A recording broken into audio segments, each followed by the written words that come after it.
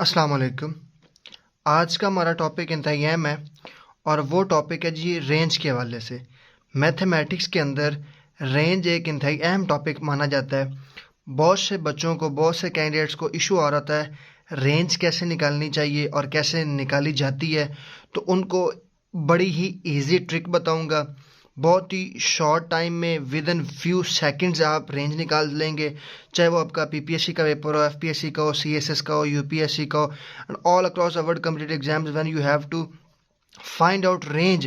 आपको जब रेंज निकालनी है तो आप बड़ी आसानी के साथ विद इन फ्यू सेकंड आप रेंज निकाल लेंगे और आप अपना टाइम भी सेव कर पाएंगे। तो फर्स्ट ऑफ ऑल हम देख लेते हैं कि रेंज है क्या।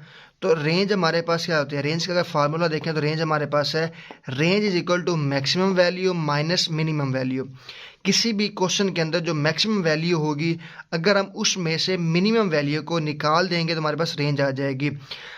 अब ये कैसे निकाली जाती है, ये इसका फार्मूला है। अब हम इसकी डेफिनेशन भी देख लेते हैं। अगर मैं आपको यहाँ पर बुक से डेफिनेशन दिखाऊं और उसके बाद मैं लिख के भी आपको दिखा दूंगा, तो यहाँ पर आप देख रहे होंगे कि रेंज की जो हमारे पास डेफिनेशन वो शो कर रहा है, वो it is difference between the highest value and the lowest value. कि हाईएस्ट वैल्यू और लोएस्ट वैल्यू के दरमियान में जो डिफरेंस आएगा वो हमारे पास क्या कहलाएगी? रेंज कहलाएगी। तो ये हमारे पास डेफिनेशन है कि हाईएस्ट वैल्यू और लोएस्ट वैल्यू में से जो डिफरेंस आएगा वो हमारे पास क्या कहलाएगा? वो इसका कहलाएगा रेंज कहलाएगी। अब हम एक क्वेश्चन को सॉल्व करके भी देख लेते हैं और उसके बाद हमारे पास देखते हैं कि कैसे रेंज निकाली जाती है। फ़र्ज़ करें एक हम शॉर्ट सा क्वेश्चन लेते हैं, उसके बाद मैं एक आपको क्वेश्चन करके दिखाऊंगा प्रॉपर तरीके से।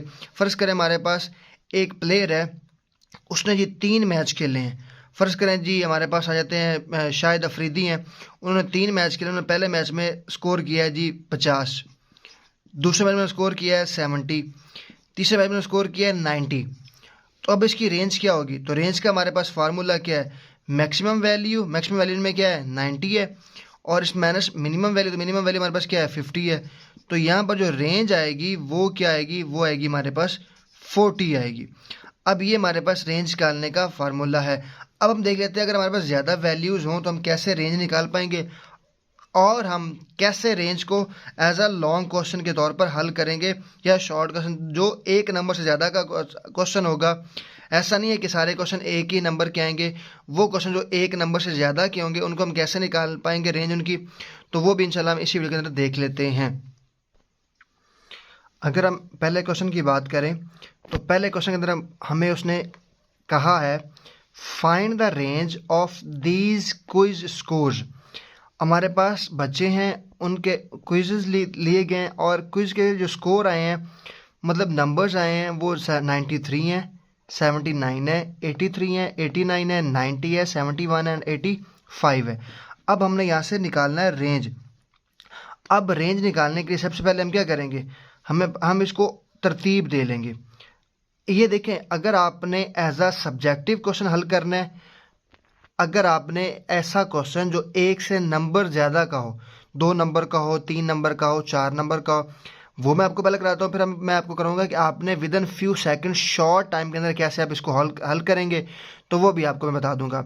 अगर आप सीएसएस के अंदर, यूपीएससी के अंदर, पीएमएस के अंदर, अगर या किसी और एग्जाम के अंदर अगर आपने करना है इसको मुकम्मल डिटेल में, तो फिर हम आपको इस तरह करेंगे। अगर आपने इसको करना है एज अ शॉर्ट क्वेश्चन के तौर पर, तो मैं आपको बाद में बता देता हूँ, इसी वीडियो के अंदर इंशाल्लाह बताऊंगा। तो सबसे पहले आपने क्या करना है? आपने लिखना है अरेंज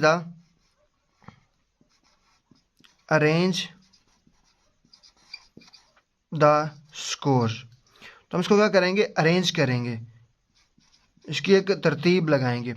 तो सबसे पहले हम छोटे से लेकर बड़े की तरफ जाएंगे। सबसे छोटा यहाँ पर हमारे पास क्या है? 71 है। इससे बड़ा हमारे पास 79 है। इससे बड़ा हमारे पास 83 है। इससे बड़ा हमारे पास 85 है। एंड देन हमारे पास इसके बाद कौन सा है? इसके बाद हमारे पास 89 है। देन हमारे पास 90 है और उसके बाद हमारे पास जी 93 है। 1 2 3 4 5 6 7, 1 2 3 4 5 6 7। तो ये हमारे पास आ गए हैं जी मुकम्मल तौर पर जो हमारे पास वैल्यूज़ थी, जो क्विज के स्कोर्स थे। अब हम देख लेते हैं यहाँ पर अगर हम सब्जेक्टिव क्वेश्चन कर रहे हैं तो हम यहाँ पर लिखेंगे जी, यहाँ पर हम लिख लेंगे मिनिमम वैल्यू, मिनिमम वैल्यू, मिन वैल्यू क्या लेंगे हम इसको, मिनिमम वैल्यू जो इसके कहते हैं, वो हमारे पास कितनी है यहाँ पर, और यहाँ पर हम लिख लेंगे मैक्सिमम वैल्यू।